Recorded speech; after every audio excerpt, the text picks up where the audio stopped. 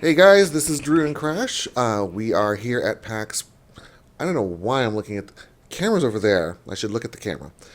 Hi guys, we're here at Pax. Not Prime. It's Pax Pax West West. now, which I'm.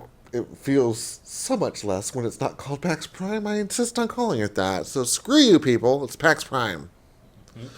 Mhm. And we are recovering in the hotel after a bracing Saturday, which was just the sea of humanity. Let's just say is a very real thing here, and And they don't put enough air conditioning in the expo center to handle all that I many I people. don't think that they could put enough air conditioning. I think you could move it to the Arctic and it would somehow still melt. But yeah, this the sea of geek funk was just it was real and tangible, and we're sharing my mic, so if I do this a lot, that's what's going on. So hopefully we're not fading in and out. But I couldn't bring the really big expensive mic because my carrying capacity is somewhat limited. So we're going to talk about basically what we saw, what our thoughts are, what we think was good, what we think was bad. So I'm going to start with what it's what is traditionally the wrong way. So we're going to start with what we thought was bad, and I'll go first. I think the thing that's bad with PAX West, PAX Prime, whatever, is the same thing that was wrong with it last year when we first came. Um, it's the traffic flow. The convention is so large it no longer fits in the convention center or the immediately adjacent building. It literally spills out into what, seven hotels? Something like that. I'd have to check the map, but yeah, there's about 6 or 7 other buildings on Yeah, there, each and of some which, are rather distant from each other. yeah, I mean, I think they are what, about a mile circumference, or rather a mile radius Hmm. from the convention center at least. And when we got here, I wanted to go to the Blizzard Post Legion launch uh, announcement, whatever. I mean, I'll admit I know kind of what they said based on previous conventions they've appeared at, so it wasn't going to be anything new and shocking, I'm sure. But I would have liked to have seen it. Problem is by the time we realized where it was, we had already left our hotel, gone to the convention center, and then we realized that surprise, surprise, it's back near our hotel. And by that point, we were already committed to being on the fourth floor of the convention center. We had gone through long lines to get up there and to turn around and have to go through all the long lines to get back downstairs and then walk for another half a mile to another another hotel. That I think it could be somehow better arranged than to scatter it amongst the different venues. But then again, these are people who have been doing the logistics for years. I guess we're just sort of armchair quarterbacking this, and This is true. we probably should just acknowledge that you guys are the experts. You do know your flow. It just feels that perhaps there could be a better way to do it. And again, I think theming the different hotels a bit more solidly would be Maybe if one was like better. indie games, one was MMOs, one was Yeah, something like that where you could go to a specific location for all your needs in that specific. or one being CCG games, one being maybe fighting tournament type games Yeah, because I know that thematically. Paramount Theater was pretty much taken over by Magic. Well, yeah, the entire street was. I got pictures for that. One of the things I must have washed from my memory last year. There was a lot of cosplay this year, and I'm hopefully going to be showing some of the costumes here. I mean, we saw some amazing costumes. Saw not yeah, Deathstroke the Deathstroke. Thank you. Terminator. Yeah, Terminator the Deathstroke just kind of went through my head for some reason. Saw some of the gang from Overwatch. Just a whole bunch of really really awesome cosplayers. So good on you. I'm going to try and show some of the pictures. I hope they don't mind. But I want to ask you, what did you think was best aside from your loot crate? Yeah, the indie games, there's such a variety out there. And the big studios Yeah, they do go all out for their displays and such, but the games coming out from the AAA studios have all. Well, there was nothing. There was no big announcement this year. Yeah, It there was nothing that they haven't done Ye- before. At best, the only new stuff was sequels to older stuff, and we all knew all that was coming this year because we everything all nothing was announced. yeah, there was nothing really announced. Everything that we see is coming or was being featured was stuff that was announced last year, like with Bethesda, whom I love. Really, Dishonored 2 was their big push, or at least one of them. But nothing new beyond that, really. Ark. Yeah. Ark had Scorched Earth, which just came out, and even got me replaying it, although I still cheat at it a lot. And they had a wonderful, beautiful display. I mean, I've got pictures. gigantic Dinosaurs. thing, You could climb. They got people that they could climb up on top of the T-Rex. which had a riding bit and harness. Oh yeah. So But I wasn't about to stand in that line to do that. Not with my fear of heights. Thank you so much. But Clang seemed to be an looked interesting really game. interesting. One of the other ones from the same studio. What was the name? Frostfire. I didn't see that one. No, we didn't see it there, but they had the. Was that the lady talking to you? Yeah, that was the one Okay. talking to me, and she had and we saw the flyer for it where you could enter to get a Viking sword. Oh, is that what that was from? Because he was talking to the lady at the booth, and I was so busy filming Clang being But played. it was going to be a point and click adventure based on Norse mythology for mobile, Oh, which I'm that looking would forward explain to. why you were asking if it was coming to which phone it was coming to. But Clang looks very interesting. It looks it looks very sound based. It was a very Rhythm platform. rhythm is what they called platformer. it. Yes. So it was kind of pretty, and I got some video of it.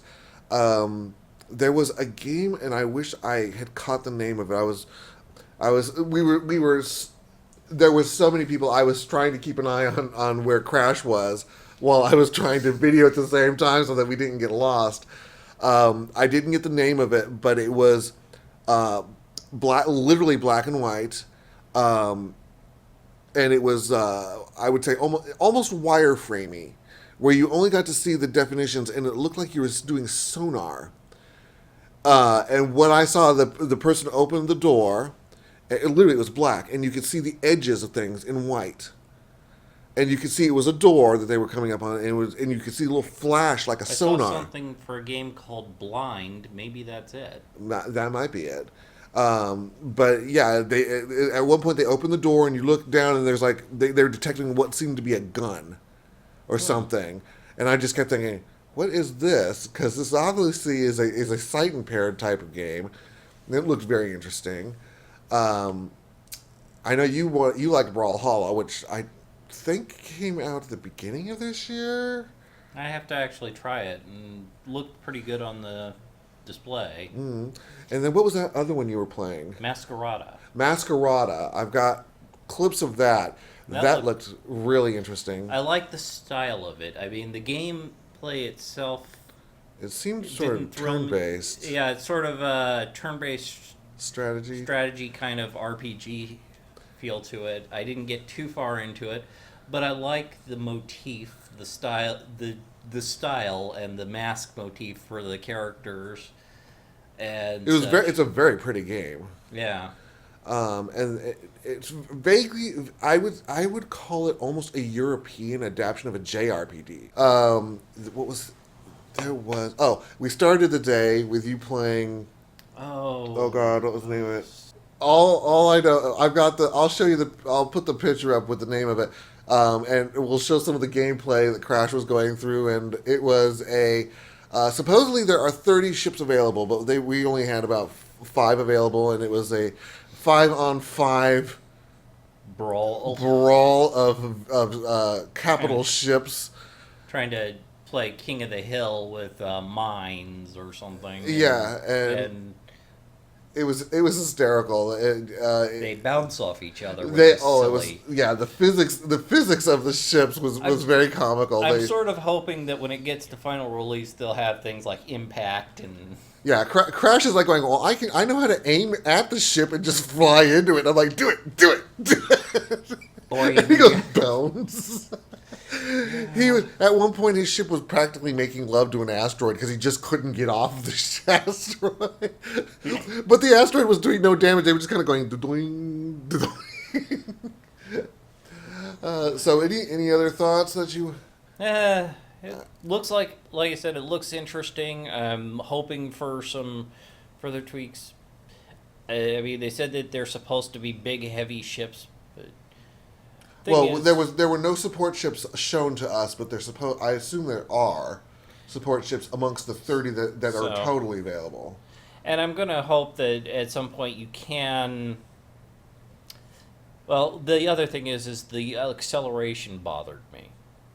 Yeah, only because you also couldn't tell what was the front of your ship and what was the back of your ship. Yeah, there's that, and the fact that the acceleration has a stop, not a brake. Not I'm trying to stop my ship from moving forward, but when you let off the key, you stop, and this doesn't work in space. Oh, so it's a full thruster stop without you even thrusting to stop. There's no inertia. No inertia. So your momentum just ends. And this may be just explained in universe. I don't know enough about it. So. They did say that I believe they said beta was coming in November. Something like that. I think it's early access on Steam, though. Yeah, I think they said it's early access on Steam. So overall, for the convention thus far, I mean, we're only here for one day. Because unfortunately we both have lives, and I think if we were to stay here for 2 full days, let alone 3 or 4, we would be dead because we're old. Quite honestly, that's why we're back at the hotel. So yeah, my feet are killing me. Yeah, mine too. So overall thoughts for the convention? It's good. Doesn't seem. And again, this is with the PAX Prime, PAX West thing. It just doesn't seem as grand as last year for me. There just is. There's not a lot. It was funny because we went to Loot Crate, and I was telling Crash's wife about this. There was a line going around Loot Crate, and traditionally we go, oh, this is the line to get in to go to buy the Loot Crate. So we asked the dude who's standing there with a little sign that says 90 minutes from here. We asked him, what's going on. He says, oh, well, you get in this line if you want to go around and take your turn at the minigun, shooting at the thing in order to get points in order to earn the Halo Loot Crate. And I said, well, what's that empty line beside you? He says, that's if you want to just buy it. And I'm like, done. Yeah. Sold. I am lazy. We're going to just buy it. So, I mean, I'll admit, I like the fact that you had that as an option because some of us are not going to stand in line for 90 minutes to do squat. Yeah. But it did seem like, and I don't know if that's just because they changed from Prime to West. I don't know if it's, what it is with that, but it is, or maybe it's just the fact that there just weren't a lot of announcements. But it did seem a little bit less this year than last year. I guess this is maybe just the ebb and flow of the industry. Yeah, and for me, it's like the one indie studio I was looking for wasn't here, so that I saw. What were you looking for? Love Conquers All. They were here last year, and like you said, not as many announcements. Or any announcements, really. Ironically, two of our favorite things that we went to were card based. We got the expansion for Exploding Kittens, which is Imploding Kittens, and it's right there. I'm not going to bother because it would require me moving the camera because it's balanced right now precariously on top of the expansion set. But we got that, and then we went down to Cards Against Humanity. Yeah, we followed the Dungeon Simulator to Cards Against Humanity, where they had every official expansion of Cards Against Humanity, including the bigger, blacker box. and the opportunity to write your own white card, which they will produce and mail And to mail us. to you. Yep. So I just think that was funny that at a gaming convention, our two biggest things that we wanted to do were both card based. And and that's the other thing is like I like the whole little setup that Magic had, but last year they had that nifty tentacles coming out of the building. Oh my God, destroying a car. Last year it was over the top. It was at the. I mean, this year it was kind of cute Ren Fairy type thing, Yeah. but it wasn't fully dedicated to Kind of Red Fairy, magic. more Arabian Nights Bazaar. Yeah, and it wasn't, like I said, it wasn't fully dedicated to magic. I mean, it was magic themed, but I didn't see any place you could buy cards. Yeah. I didn't see any place where cards were being played. There was I no saw a couple of stations where the people were playing, Oh. but yeah, there was not much. because each one of the stations was like there was one for cosplay meetups, there was one for signature, and I'm like, okay, whatever. Yeah. But it was cool. And then they had that really nifty looking magic deer thing. Oh, the horse that you could climb in and make him stomp his feet or hooves. Yeah. That was cool. I got pictures of that. So on a scale of 1 to 10, with 10 being the end all be all of gameness and 1 being I wish I'd stayed home and slept, what would you give it? Maybe around a 6, 7. 6? Glad you came, and Yeah, it was good to come. It was neat to see things, but sorry, we're distracted by 2012 being played on TV over here. It's a disaster in the wrong way. yeah, and then, but yeah, and some of it may be that we just don't have the energy to really get in depth with the convention like a lot of people do, going to the panels, discussions, and things like that. I think part of that is that we have, like I said, we have lives. You don't get to game as much as you used to. My gaming interests are very focused. Yeah. So we're not as broad spectrum between the two of us. Yeah, You know, it's if- like for me, I'm picked up new interests. I brought my 3DS just to pick up street passes, but really, it's like And he got an assload of them. So yeah, he got a lot of them. I'm just gonna say. and it's like I don't know. About the only thing I was really looking forward to is maybe seeing if Bandai was going to bring across any of their Gundam series because They did not. there's really actually thinking about it, there really is a lack of giant robot games out there at the moment. There isn't a BattleTech or MechWarrior out. Well, there you go. Work on that. So I would agree. I'd give the whole experience 6 or 7, somewhere in there. If Mouse, I can't even show you what I got, Mouse. If you go to my Twitter, you could tell what I got, Mouse. Mouse is no, because the camera No, it's not. Okay, careful, don't hit the camera. The balancing is real. Yeah, there you go. This is the best hat I have ever seen. I wish there was a Batman or a Nightwing version of it. But It's that is for Mouse. shiny. That is for Mouse. Mouse is dying. He wants it now. I told him he has to wear it on one of our shows in the future. So thanks guys for coming out, and stay tuned for next time. Mouse and I are still retooling the show. I do not know if we will be having an episode next week yet. Because he and I are still working out specifics, because we are doing a full revamp of the show. Thank you. Show off. I've got one glowy thing, and it's not even as cool as that. But anyways, so keep your eyes open on Twitter. I will let you know as soon as I know, because, like I said, it's a retooling, and he and I are still working out the details on that. So thanks, everybody, and see you later.